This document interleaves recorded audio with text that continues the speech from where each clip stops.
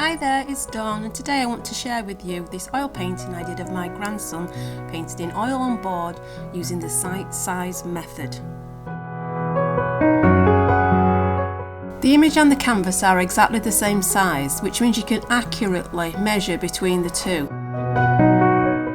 The panel I am using here is actually an MDF panel, and to make it less absorbent I've actually used an oil-based primer, and then the ground I've used is acrylic. This will hopefully stop the oil paint above from sinking into the surface too much.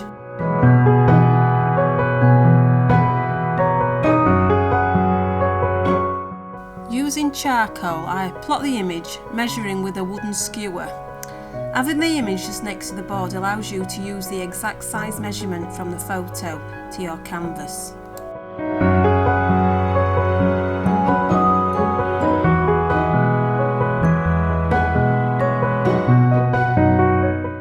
The beauty of using charcoal is that obviously if you make a mistake you can just rub it away. And then once you've finished, I use a soft brush to gently just take off the excess charcoal, which will obviously have an impact on the colours I'm about to apply afterward.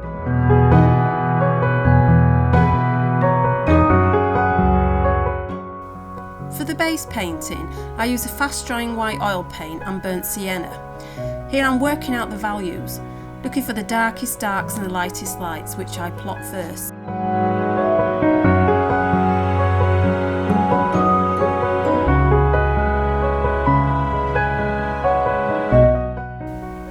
In the transition areas between the darkest darks and the lightest lights was this beautiful orange colour. Now I made this my starting point because as it turned towards the darker area it turned red, and as it turned towards the light it turned like a yellow colour.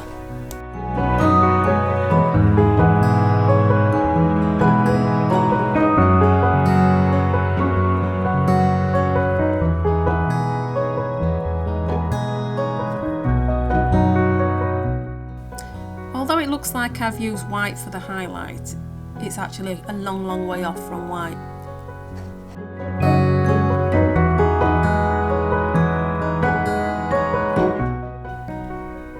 So now I'm quite happy with how the head has turned out, so I begin working my way down the body, doing rough blocking in stages. This is actually just all the underpainting, so all this will be covered anyway.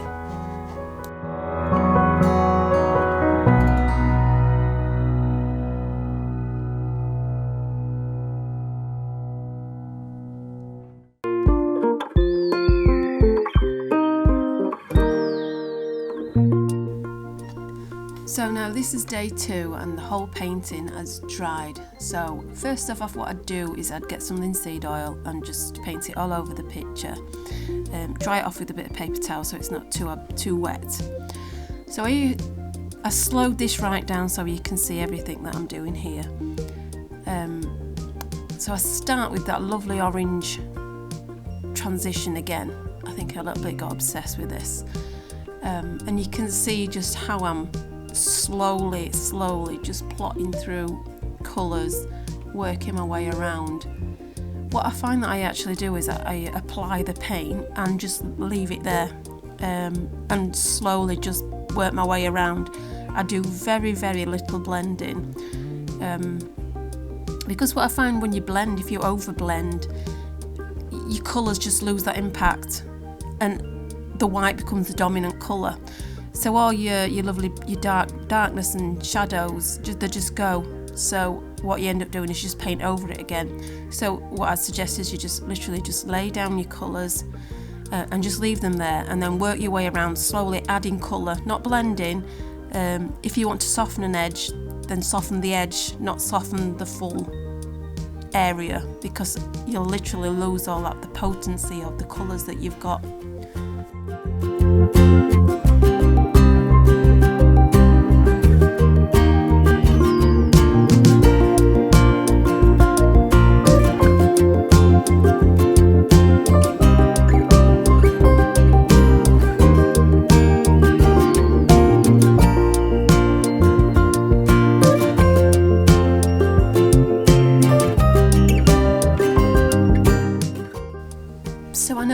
colours do look quite toxic for a portrait, but what you've got to consider is the layer after this, because that's what oil painting is, layer on layer on layer, will be a glazing layer, which you'll basically use far more linseed oil, so your oil paint will be more transparent. And what that does, it allows these lovely oranges to still come through, but you'll just sort of quash it just slightly.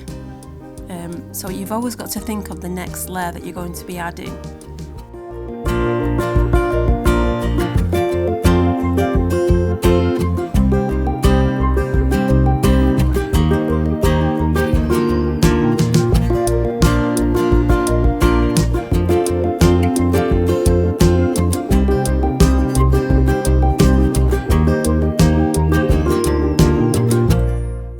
So I talked about blending before, and I do blend, but like I said, just slightly, and usually always near the eyes, because this is where you need the softness. And when I do this, it's with a mop brush, an incredibly soft brush that you can get in various sizes. And all you're doing, you're not blending, you're kind of just moving paint around to blend either side of it, not in big swooshy movements, but just kind of stabbing motions.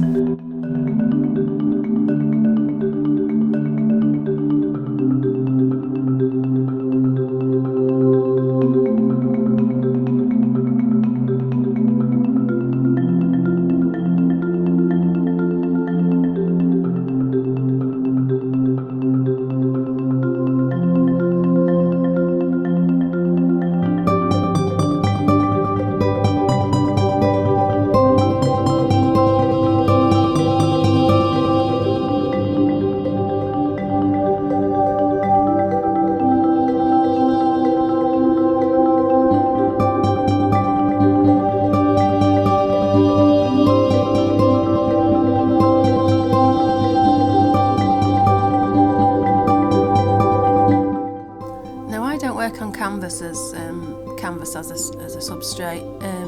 I really don't like the weave, and I don't like the way that the oil paint is absorbed by the canvas, because I find that this it takes a lot of the colour away. I seem a bit obsessed with colour, I know. So I like painting on board. I like how it sits on top of the surface, and provided that you prime well enough, it will not absorb into the substrate. Between each layer, I do actually sand with an incredibly fine sandpaper. It's like the wet and dry sandpaper that you can get. This is because I do not like brush strokes. This is all personal preference. And I do love a flat surface when I've finished, and I hate any little bobbles on the surface. So yeah, I always sand between layers.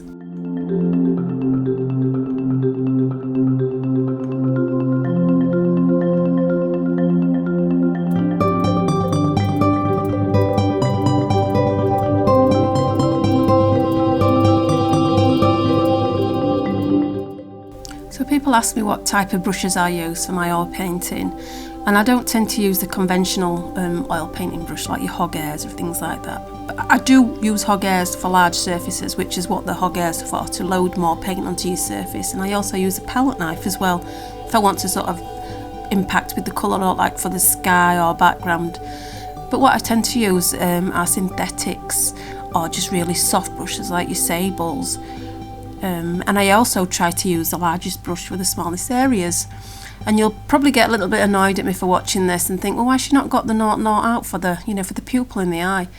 But I really love the finish of the work, where you can see the way I've worked.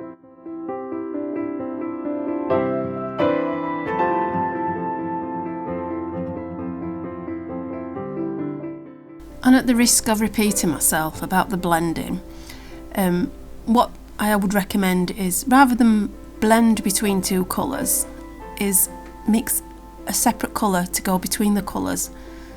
So create a different transition between the transition, if you like. Just add more colour, add more layers. This way you'll create a more realistic form.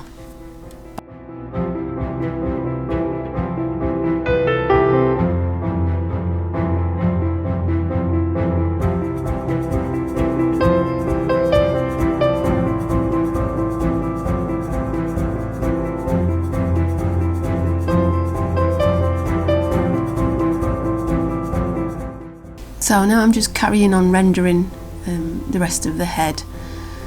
The ears. Ears used to be the nemesis for me. I used to hate painting ears, but I think it's because they're just so fleshy and pulpy. But I always loved that lovely pinky orange glow you can get through ears, and I enjoy painting them now.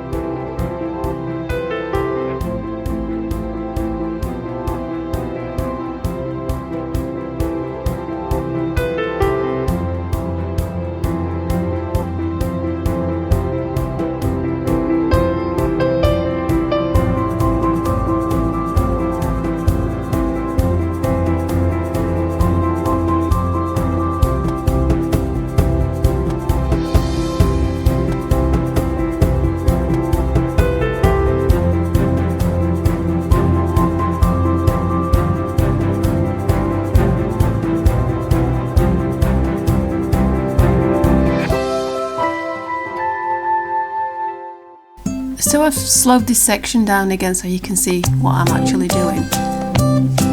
And I'm working wetting to wet here, which if anybody's never used oil paints before, you'll find this is it's quite a clunky way of working, in the fact that your paint can become quite muddy, and what you're doing with your brush, it'll pick up paint from different areas and have an impact on that. So what you need to do is you need to regularly just dry your brush off with a paper towel or whatever.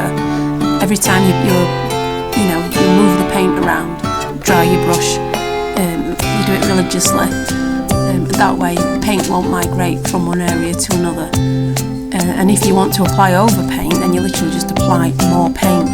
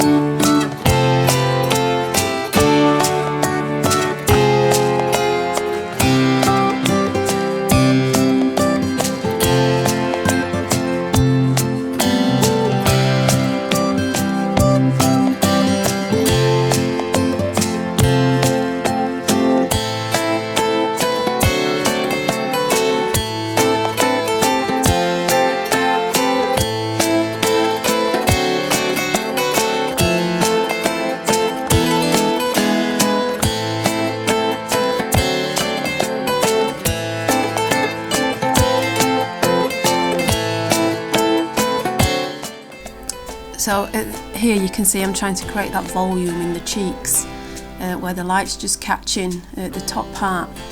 I know this might seem an obvious thing to say, but you need to paint in the direction of the surface. So paint round the surface, that way it instantly creates the illusion that you want to make it round.